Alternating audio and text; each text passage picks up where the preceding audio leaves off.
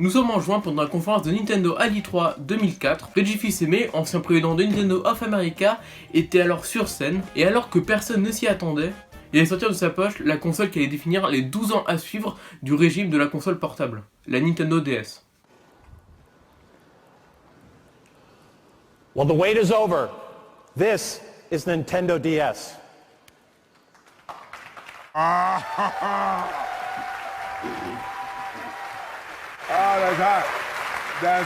Aujourd'hui, nous allons non pas parler de la Nintendo DS, mais nous allons parler d'un logiciel que vous avez peut-être connu, que vous avez peut-être un peu marqué, Pictocha. C'est lors de cette même conférence que Nintendo présente par petits chapitres ses nouvelles consoles portables, en passant par la connexion Wi-Fi, par l'écran tactile, par le double écran, par les jeux, et enfin, par Pictocha.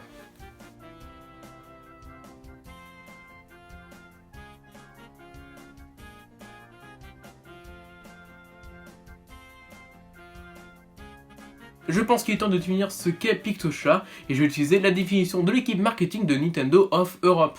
Pictocha vous permet de communiquer par écrit ou en dessinant des images sur l'écran tactile avec 15 autres utilisateurs Nintendo DS à proximité de votre console DS, dans un rayon de 9 à 30 mètres. Il faut savoir que Pictocha n'est pas une application internet. J'ai trouvé ce texte sur le service d'assistance de Nintendo France. Et j'ai trouvé un truc qui était assez marrant, c'est qu'en bas le site vous proposait plusieurs articles, dont un qui s'appelait Est-ce normal que mon enfant parle parfois à sa Nintendo DS? Spoiler, ça dépend. Pour accéder à Pictocha, il fallait tout d'abord passer par le menu de la Nintendo DS, qui était en soi déjà une petite révolution, car c'était la première console portable qui avait un menu. D'habitude sur la Game Boy et les consoles antérieures, il y avait juste le logo de la console et le jeu se lançait immédiatement. On va devoir faire tout d'abord un petit point sur l'interface de la Nintendo DS. Sur l'écran du haut, il y a l'heure à gauche et à droite le calendrier. Sur l'écran du bas, il y a en premier au plus haut l'accès du GDS. Au milieu gauche, l'accès au Pictocha. Au milieu droite, la fonction qui permet de partager une partie d'un jeu DS. Et enfin en bas, l'accès au jeu Game Boy, car oui, la Nintendo DS était compatible avec les cartouches de Game Boy Advance. Et enfin, tout en bas de l'écran, on peut choisir la luminosité des deux écrans, l'accès aux options et enfin les réglages de l'heure. Mais aujourd'hui, on va s'intéresser au logiciel Pictocha, mais en vrai, il n'y a pas grand chose à dire. Et c'est une fonction assez peu, et maintenant totalement obsolète, dans le sens où maintenant, les forfaits avec SMS illimité sont très démocratisés. Et surtout qu'un service de message avec une portée maximum de 30 mètres, ça sert pas à grand chose, même pour l'époque. Alors pourquoi Nintendo a créé le Pictocha?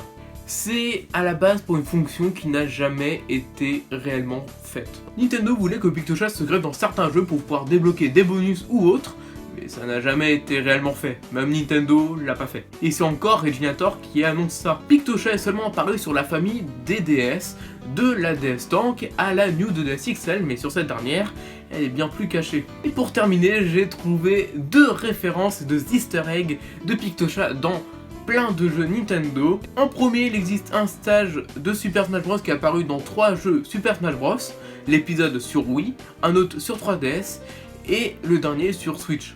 Et enfin, bien plus récent, il y a un fantôme dans Luigi's Mansion 3 qui s'appelle Pictocha.